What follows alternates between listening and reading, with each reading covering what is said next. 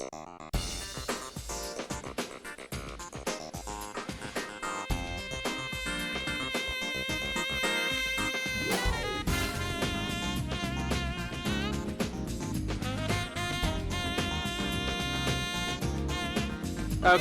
Good morning, everybody.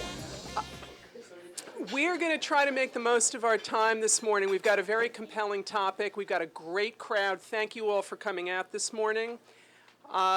And you can chew as quietly as you can, but, that's okay.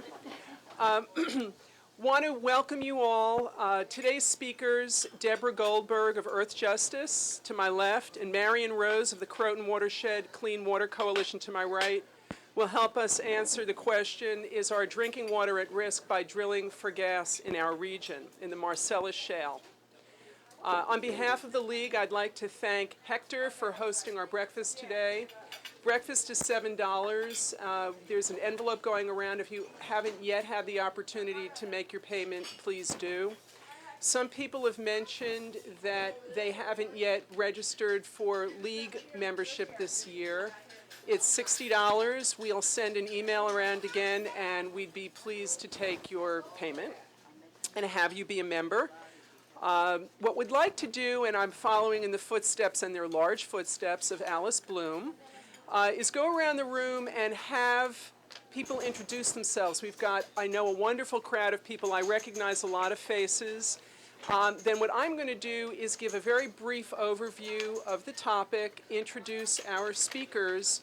We're very happy to have LMC-TV here today so that people who weren't able to make it can watch it at home. Our speakers will give a 10-minute presentation, and then afterward we're going to open it up to your questions. My only request is that you keep your questions brief, because this is not only for us, the goal here is to educate all of us and then take next steps. So without further delay, I'd like to go around the room. I'm going to actually pass this, we'll pass the the microphone. You don't think the microphone? I'm going to ask our camera person. Can you hear me? And should I pass the microphone around?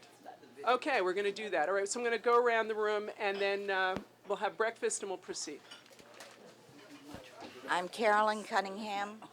I'm a League of Women Voters member from Rye, and I'm a member of Federated Conservationists of Westchester County, which is I don't think this is on, which is a local Westchester County. Sorry. It's on, but it's not working.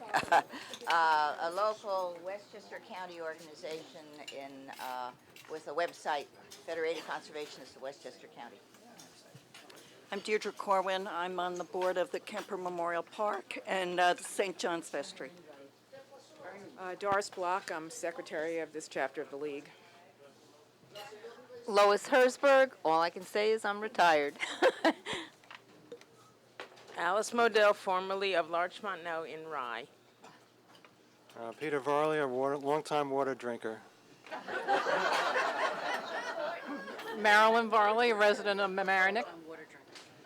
Michelle Lewis, I'm an architect and principal of Lewis and Gould Architects.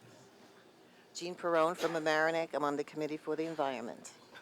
Please speak as loudly as you can. Even this is going through to the camera, and I think the TV has it. We all also want to hear your comments.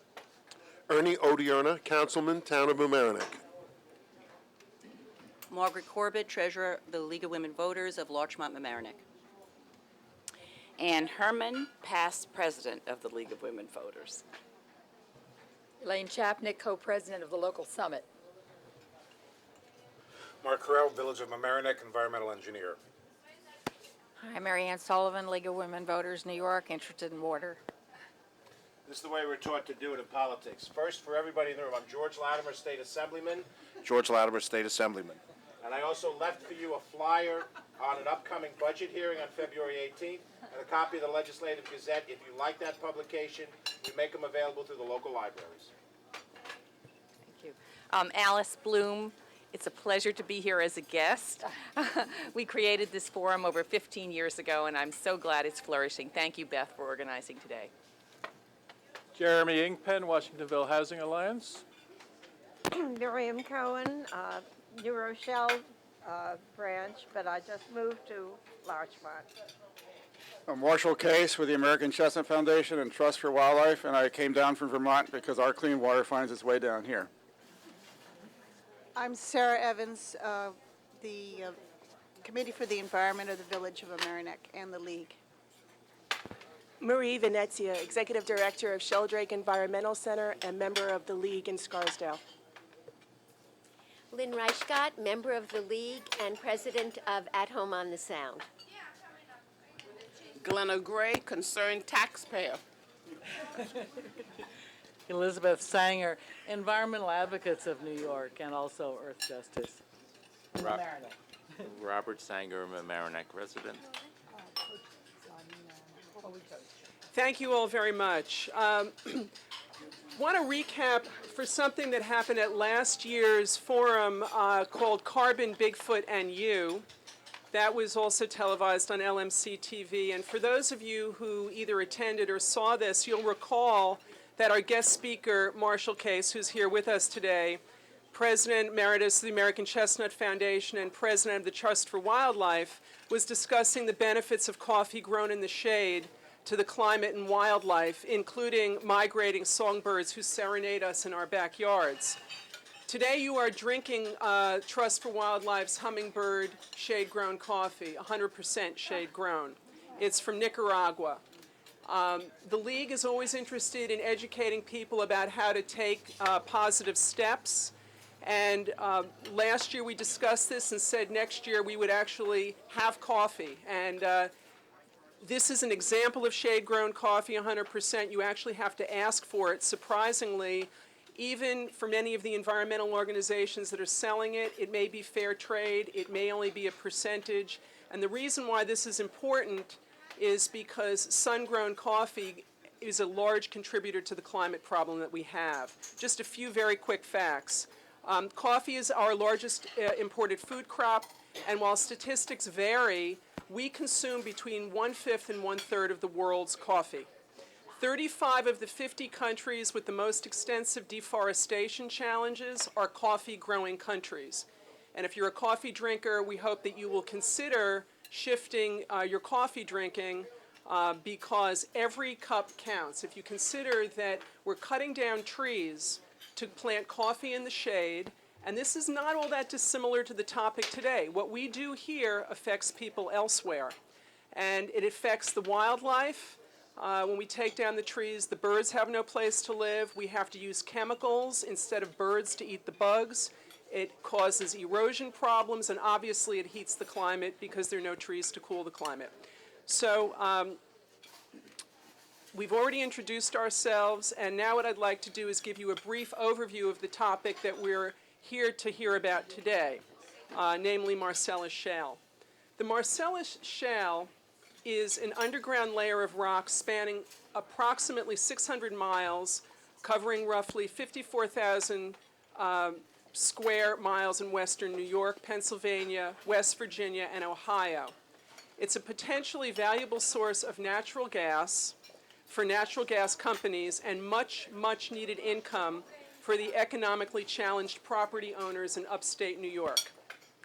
Property owners in upstate New York have formed coalitions and hired attorneys to assist them in negotiating the best financial deals while also taking steps to protect their property by getting the gas companies to provide indemnification against property contamination or loss. So people upstate are looking to their attorneys to protect their interest and are looking to the companies to indemnify them if there are any problems. So for many upstate property owners, this drilling symbolizes the golden goose. For upstate and other downstate residents, it presents a threat to environmental and human health. Drilling has begun in Ohio and Pennsylvania, and reports of resulting water contamination are now on record. New York, through the Department of Environmental Conservation, with critical input from environmental conservation groups such as Earth Justice and the Croton Watershed Clean Water Coalition, Natural Resources Defense Council, and many others, continues to evaluate issues surrounding the gas drilling extraction methods called hydrofracking, including the quantities of water used and related disposal methods for the unusable radioactive sludge byproduct. The risk resulting from chemicals used in hydrofracking process and related disposal methods for the unusable radioactive sludge. And our speakers will talk more about this and what those chemicals are. Of major concern is what impact all of this has on our drinking water supply. According to the NRDC, 1 million acres of the Marcellus Shale are in New York City watershed posing, or the New York City water supply, posing a threat to the drinking water of approximately 9 million people, including us. I'm now going to introduce first Marion Rose, and then I'll introduce Deborah Goldberg. And again, I want to thank LMC-TV for taping this. Marion Rose is a member of the Town of Bedford Conservation Advisory Board. She was a founding member and president of the Croton Watershed Clean Water Coalition. She's its president emeritus and is on the board of directors. She's worked with the Sierra Club in a variety of capacities. Her present work includes introducing legislation at the state level to better protect forests in New York State, protect the sources of water for New York City's Croton system that supplies 10% to 30% of our water. She works with New York City groups to prevent the rapid rise in New York City water rates, educates the public through newsletters, and participates in summer greening programs with middle schools. She is opposed to drilling for natural gas in New York City, and she's participating with other groups to prevent the extraction. Marion attended Barnard College and got her master's in physics from Columbia and her PhD from Harvard University.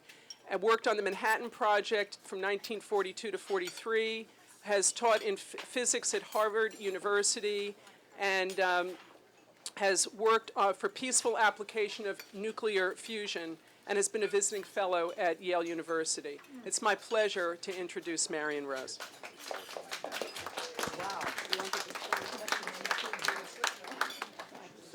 No, this is fine. No. Is this okay? Can you hear me? Okay. First, I want to thank the League for inviting me. I find it a great honor to be able to speak to you. I've always admired very much the work you do. It's always been very useful work, very intelligent work, and I really appreciate what you do, and it's a great pleasure to be here. I'd like to say a couple of words about who we are. Our main focus as a not-for-profit group is to protect source water. We believe that the water here in this area, we are so blessed with wonderful, clean, potable water, and it should be protected at the source. That's the best way and the least expensive way to provide good drinking water, and therefore we oppose this idea to drill in the Marcellus Shale, because we fear, even with all the precautions they can take, that the water will be eventually polluted, and I'll give you the reasons why later on. Very quickly, why are we concerned about here in Mamaroneck or in the Croton watershed about drilling on the west side of the Hudson? Well, the reason is quite obvious. Most of us drink water from the west side of the Hudson. If you want to pass around these maps, it'll show you very clearly what happens. The water we drink in Mamaroneck comes here from two gigantic aqueducts, the Catskill and the Delaware Aqueduct, that carries water from west of Hudson here. And here in Mamaroneck, there's a filtration plant being built right down the road if you want to go visit.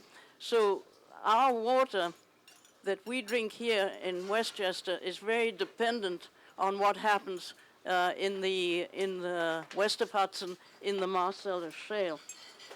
I'd like to give you a very brief.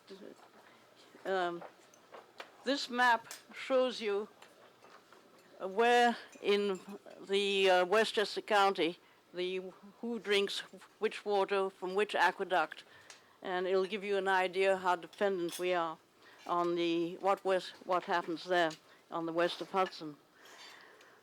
Now, what is hydrofracturing? It's a fairly new technique for extracting natural gas from the ground. Previously, they extracted natural gas just by drilling a well straight down and sort of sucking up the natural gas. But as those layers of natural gas got used up, they had to drill further and further down into another part of the shale. They drilled down to 6,000, 8,000 feet. And the newest technique is after you drill down, then you go horizontally. In other words, perpendicular to your well, you go horizontally. And so you are going right into the shale, and so you can collect a lot more natural gas that way. What they do then is to pump water under tremendously high pressure with chemicals in it, including sand and chemicals, and we don't know what those chemicals are, not all of them at any rate. And this gets pushed down into this well. There are holes drilled in the horizontal section. The water comes out at tremendous pressure and opens up the fissures in the shale. And the natural gas then percolates back into the well and comes and is extracted. Here's some pictures of how it's done. I always think one picture is worth 1,000 words. And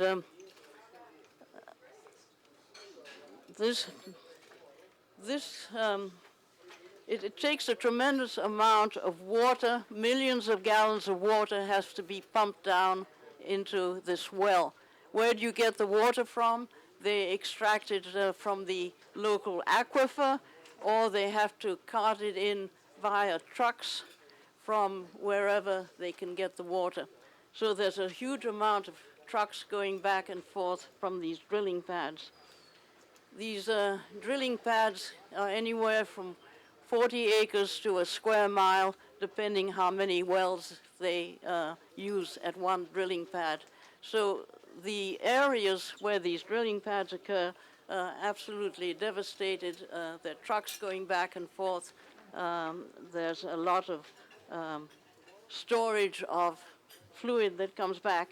And this gives you an idea of what it's like, what it looks like. This is a drilling pad right in the middle of a forest. The next picture I'd like to show you is the Marcellus Shale here in New York State.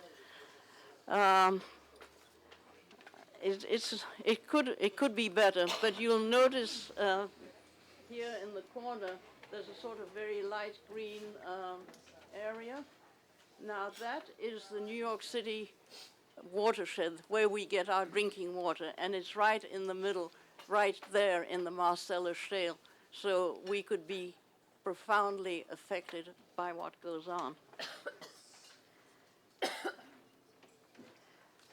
They talk about the companies who are doing this, of course, say not to worry. The water will not be affected. The surrounding landscape will not be affected. But I think the pictures show what will happen. One thing, for instance, they say the access roads where these huge trucks by the hundreds come along are going to be very narrow.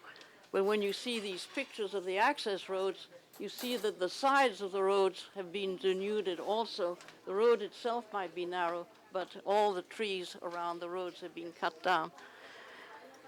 Do I have a little more time? The state prepared what's called a draft supplemental general environmental impact statement.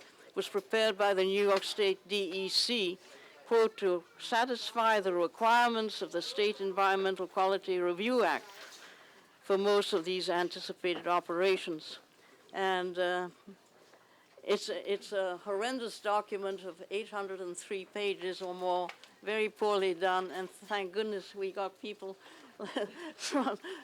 who are very well equipped to read this and went through the whole thing, and we're terribly grateful for what you did.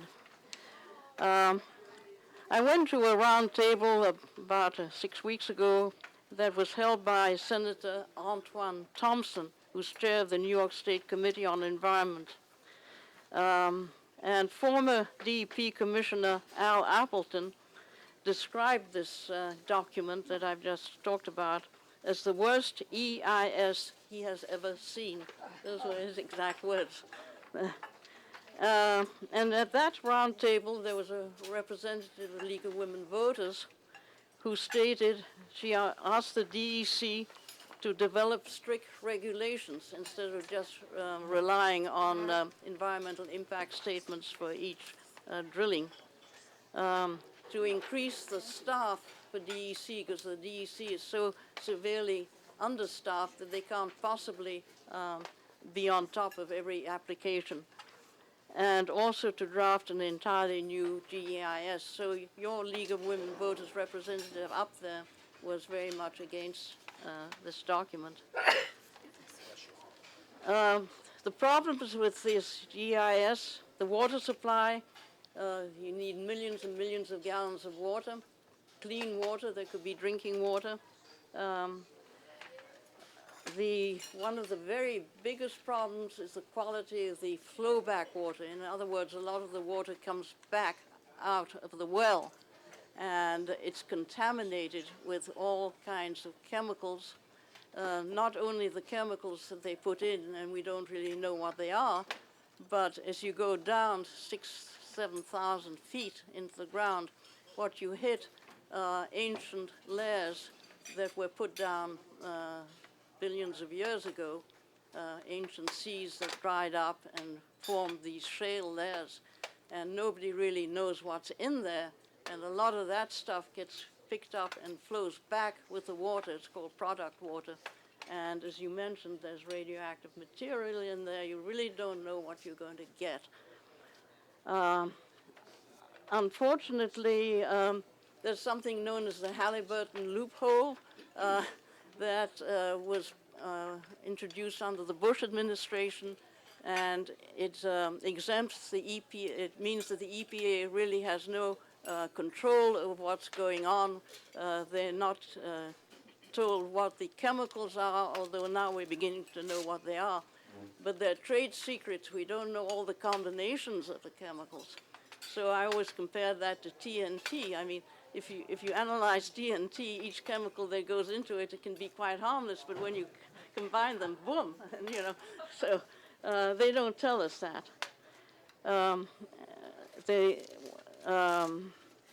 They will not tell you of the cumulative environmental impacts, which is, they don't tell you. They'll tell you what one well will do, but they won't tell you what 1,000 wells will do. They say they can't, it's too much, they don't know. So then our reaction to that is, well, if you don't know what's going to happen, don't do it. It's known as the precautionary principle. There are many gaps in this environmental impact statement, as far as I could tell, but I'm sure Deborah knows a lot more. They don't really discuss the impact on the workers who work there. There's the air quality at those pads is very poor, and it's so bad that they don't know really how to deal with it. So what they do, they put a fence around the whole area, and they say, stay away. You know, they tell the public, don't come too close because the air quality is so bad. But I don't know what they do for the workers' health. Also, the impacts on wildlife are not really discussed. There are endangered species like the Indiana bat.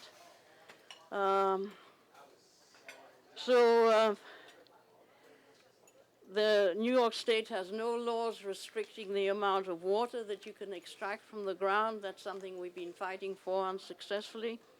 They don't tell you how to safely dispose of the flowback that can be full of these chemicals that nobody really knows what they are. What are you going to do with them? Give them to a sewage treatment plant? They're not equipped. They're not equipped to deal with this. And they don't even know what they're dealing with. So One solution is to dig a deep hole somewhere appropriate, and you just put this stuff in the hole and hope for the best. But there's really no solution to what you do with the water that comes back. It's a very serious problem. The governor is attempting to streamline the whole process because he's desperate for money, as we all know.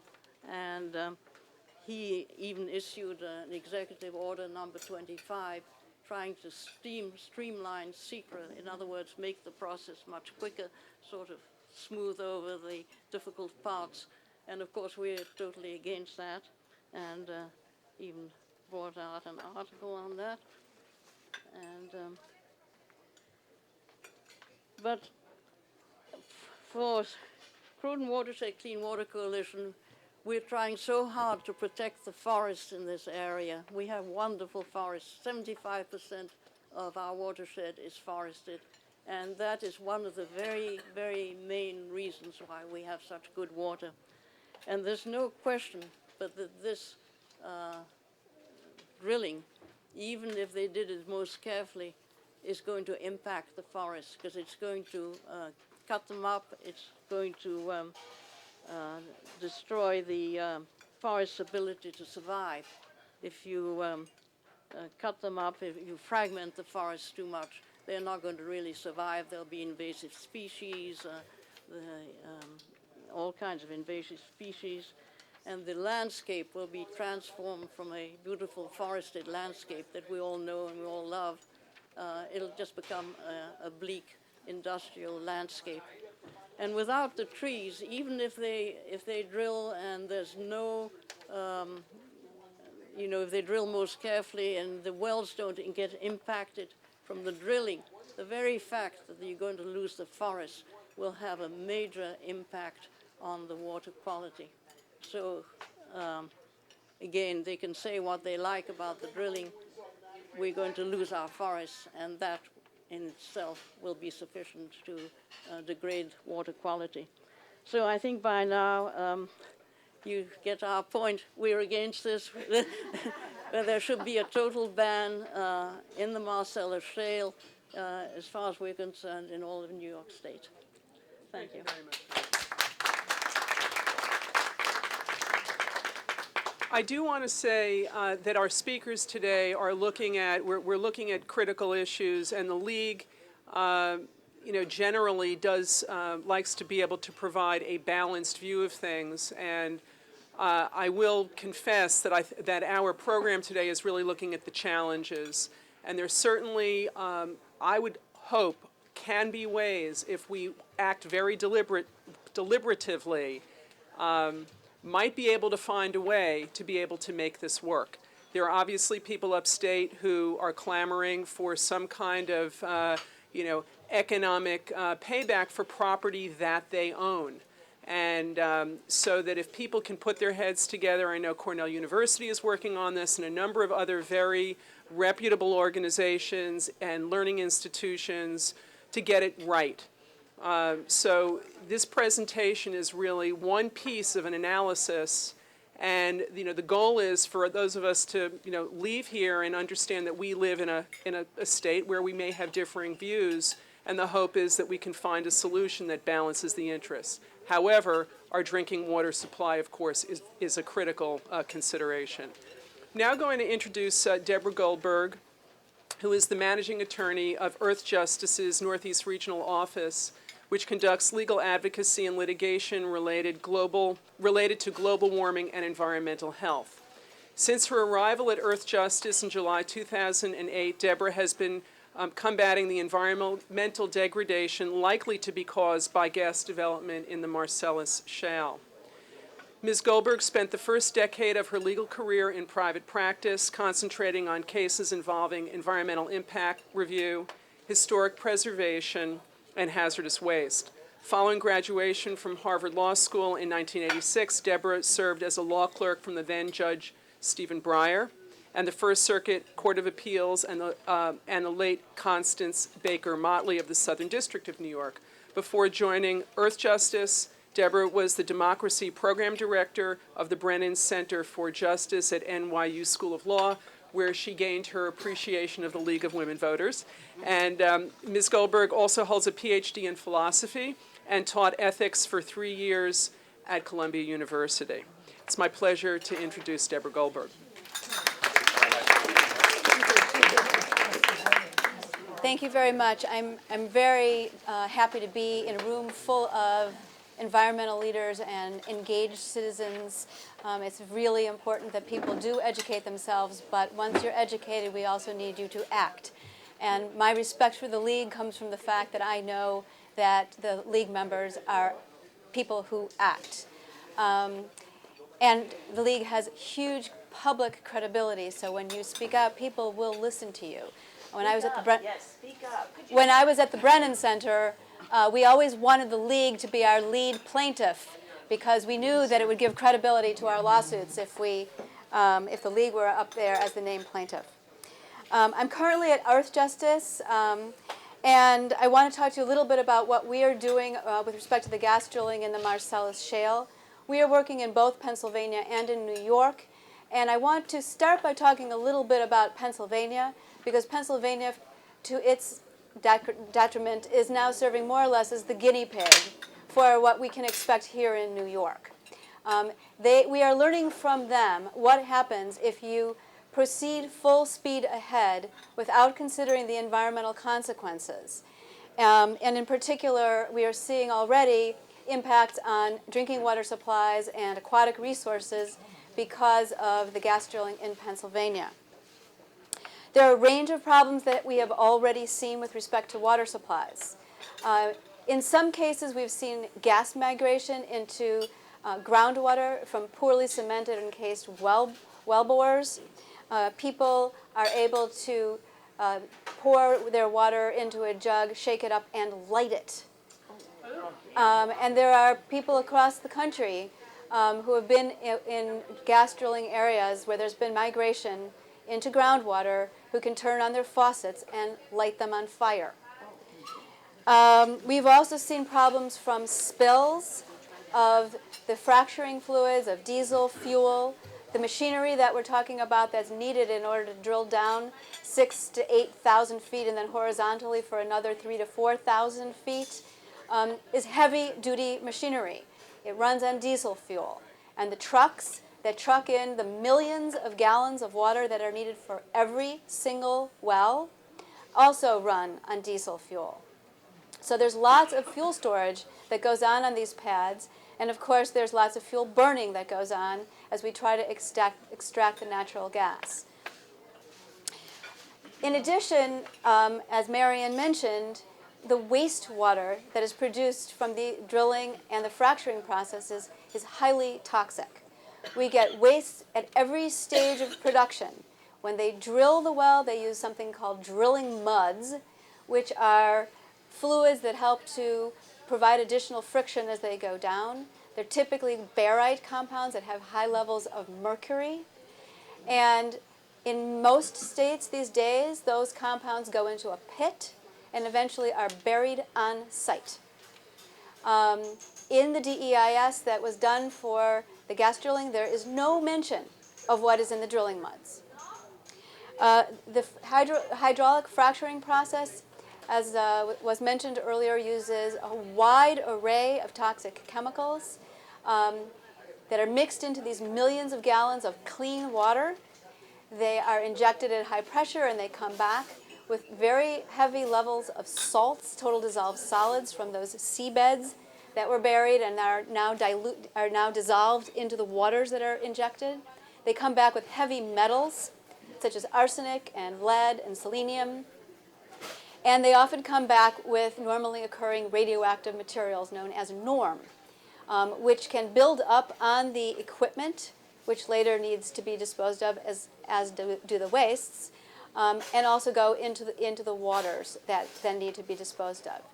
In Pittsburgh area, these gas wastes were sent to publicly owned treatment works, POTW, they're sewage plants. And immediately we began to see elevated levels of total dissolved solids in the Monongahela River, which is the drinking water supply for 350,000 people. The Department of Environmental Protection in Pennsylvania had to play catch-up. They sent letters out to all of the sewage treatment plants telling them that they could not take more than 1% of their influent from the gas drilling wastes to ensure that if it were not going to be treated, which it is not in a sewage treatment plant, it would at least be thoroughly diluted before it was then put into the drinking water supply. The state of Pennsylvania figured out fairly quickly that if the industry continued to drill at the rate they were predicting, and the wastewaters that they were producing continued to be generated at the rates that they were being produced at that time, they would impair every single freshwater stream in the entire state in a period of 2 years. The salt levels are so high that they have contributed to water quality impairments in drinking water supplies and in major diverse ecosystems. We've seen the death of an entire 40-mile stretch of Dunkard Creek. Everything in it was killed. It may not have been exclusively from the gas wastewaters, but we have good reason to believe that they were the tipping point. And even if they were not involved, the golden algae that killed these came from the southwest, and it is believed that it hitchhiked on drilling equipment up into the northeast, where it is now an invasive species in our streams. Pennsylvania is now proposing a number of changes to its regulations to protect its waters going forward. It is proposing new casing regulations to prevent the gas migration, and it is proposing new regulations to limit the amount of total dissolved solids that any wastewater treatment plant can discharge into a surface body of surface water. Needless to say, this is a little bit late in coming, but certainly it's better than nothing at all. It is having the effect of forcing the industry to rethink how it works, which is very important. And one of the things that is happening is that we're beginning to see additional moves toward recycling of the fracturing wastewaters. Whereas before they would go out and withdraw millions of clean water, pollute it, and have nowhere to put it, they are now realizing that if they can't bring it even to an industrial treatment plant, because it cannot be discharged with the high levels of total dissolved solids, that they have to figure out a way of treating and reusing it. And so we're starting to hear reports of recycling on site. Unfortunately, that recycling does not appear to be under the regulatory control of any authority, federal or state, so that may be the next front in the regulatory battle.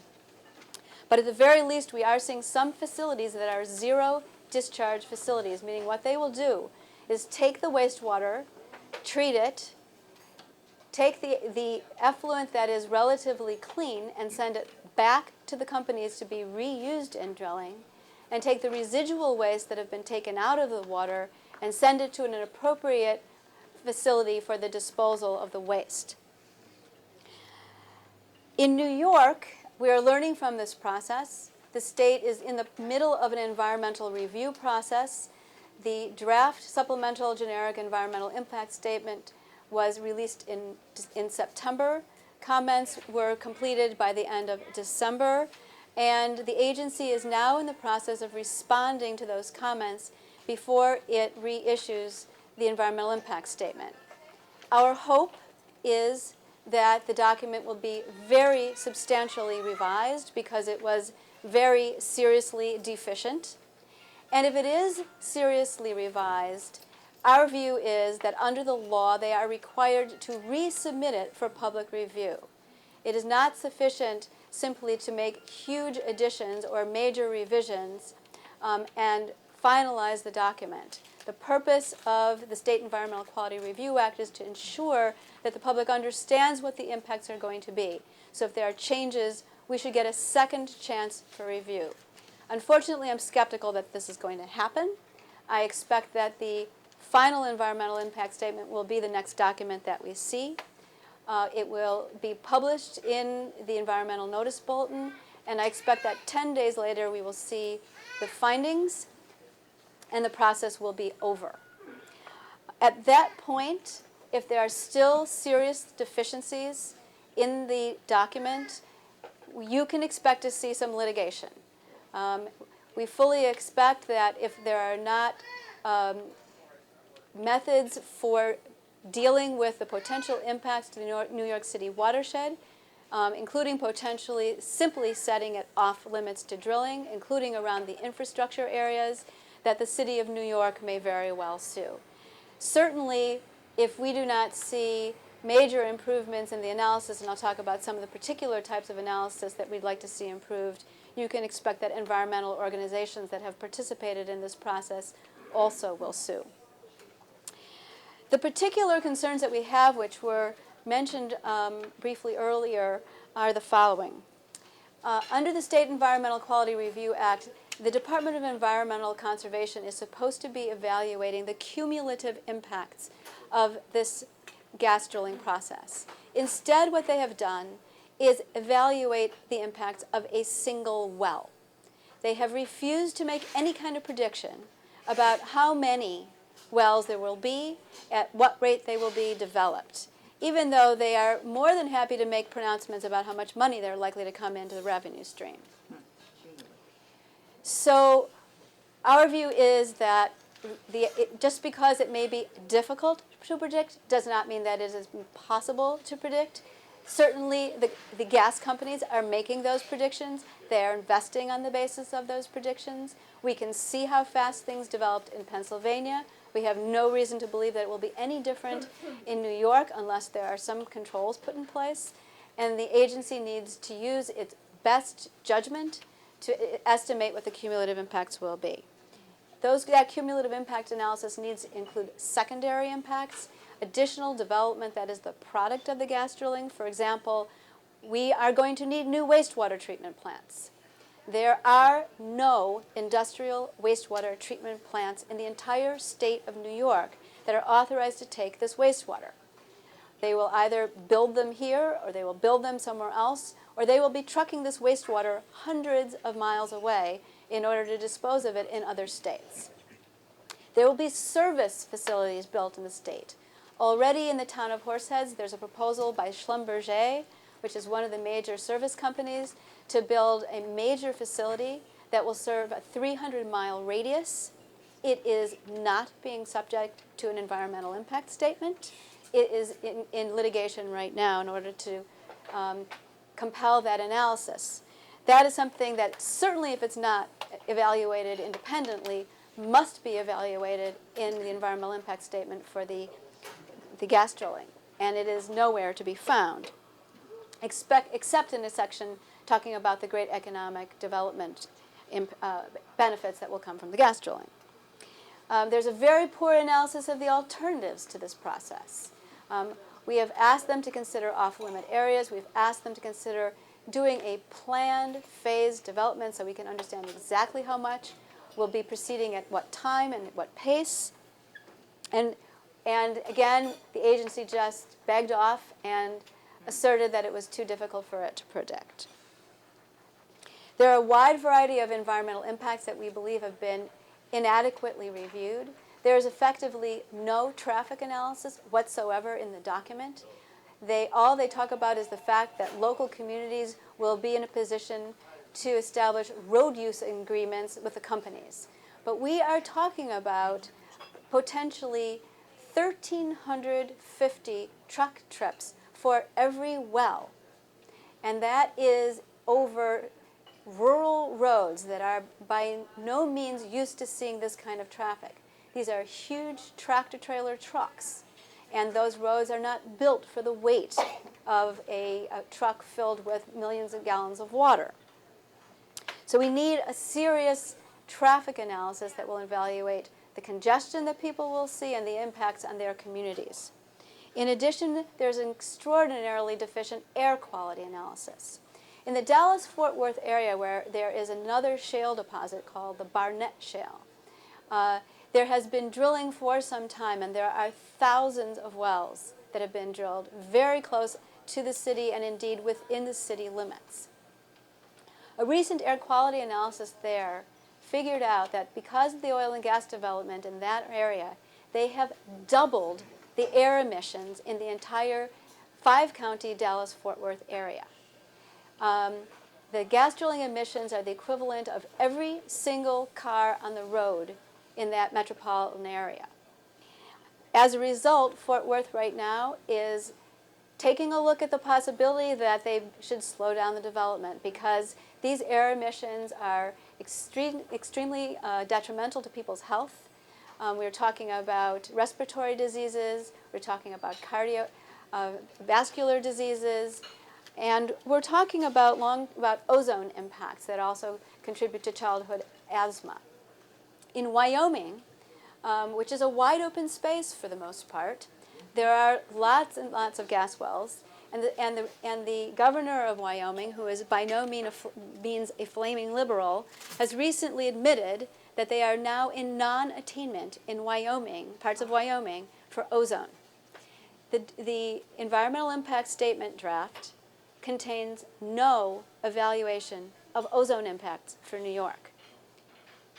So we expect to see a better analysis in the next draft. We've mentioned the water quality impacts. In the draft environmental impact statement, what we see is a lengthy list of sewage treatment plants with pretreatment procedures. The agency does not point out the fact that all but 3 of them are unauthorized to receive any industrial influent. So we need a serious disclosure document that actually predicts what the wastewater needs will be and gives us a plan for dealing with the wastewater before it's generated. We do not need to replicate what we have just seen in Pittsburgh, where they have put no hold on the drilling and have no idea what to do with the waste. Finally, just quickly, there are noise impacts. The machinery is extremely loud. The compressor stations create 24-hour vibrations and noise for nearby residents, which affects wildlife as well. There are wildlife impacts that have not been analyzed. This is a supplemental generic statement. All it is doing is analyzing additional impacts from the Marcellus Shale. The original analysis dates back to 1992, and this draft does not recognize that there's been any change in the ecosystems of this state since that time. So those are the substantive concerns that we have with the draft environmental impact statement. One additional concern that we have is that the measures that DEC is proposing to mitigate all the potentially significant impacts are simply permit conditions for the drillers. They are proposing to require in individual permits that the drillers comply with conditions that will mitigate the impacts. But permit conditions are discretionary with the agency. They are putting themselves in a position to be lobbied by every company that comes to them for a drilling permit for exceptions from the conditions. And the only way that the public will be able to monitor this is to wait until the permit is actually issued and then frantically submit a Freedom of Information request to review the permit terms and find out whether or not they are adequate. That is no way to be proceeding in the state of New York.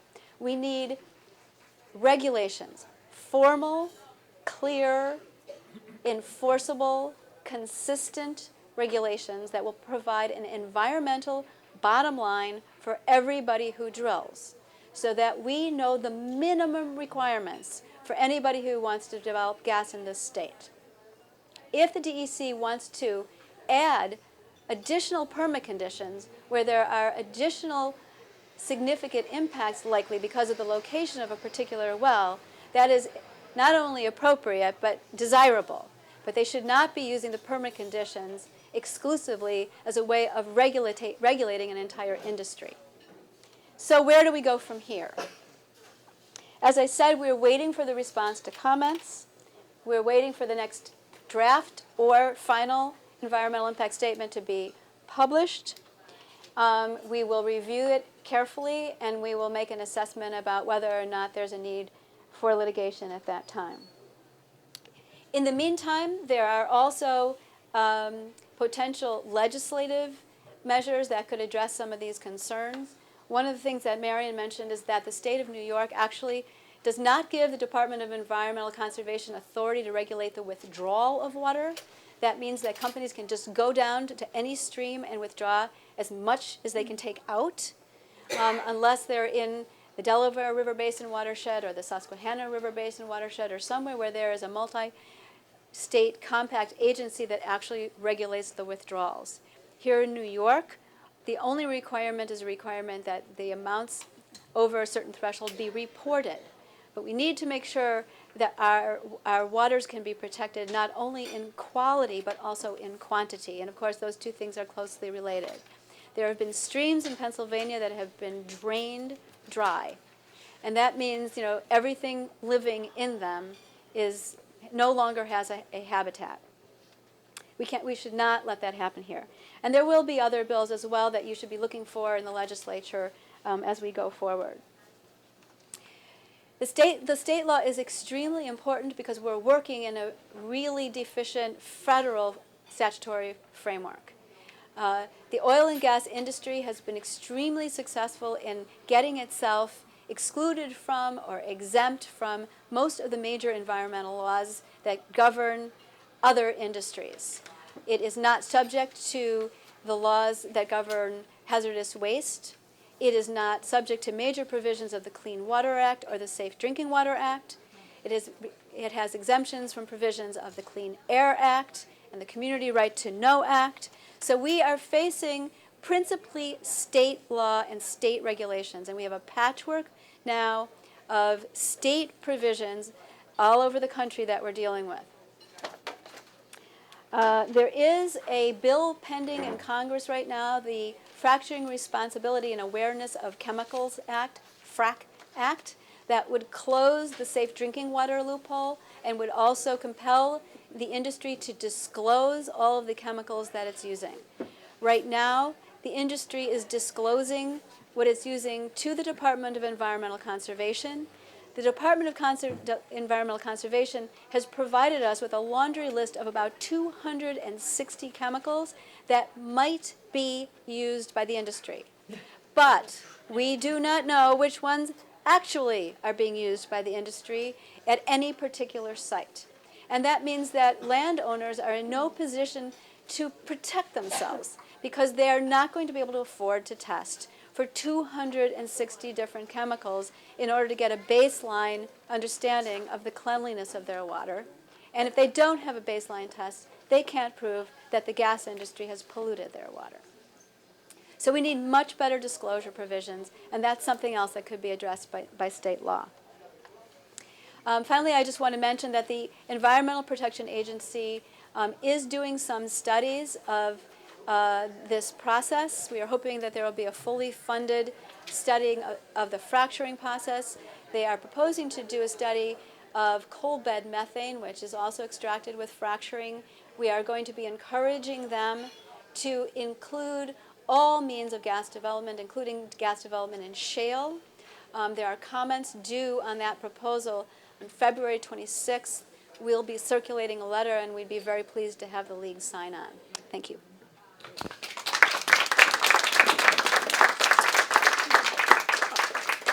I have a couple of questions I want to ask. We're nearing the end of this. I want people to be able to go home today with an idea of how we can stay in touch and how we can access information. We've got a lot of great legislation on the books in this state, and what often happens is because of budget cuts, we're unable to enforce those laws.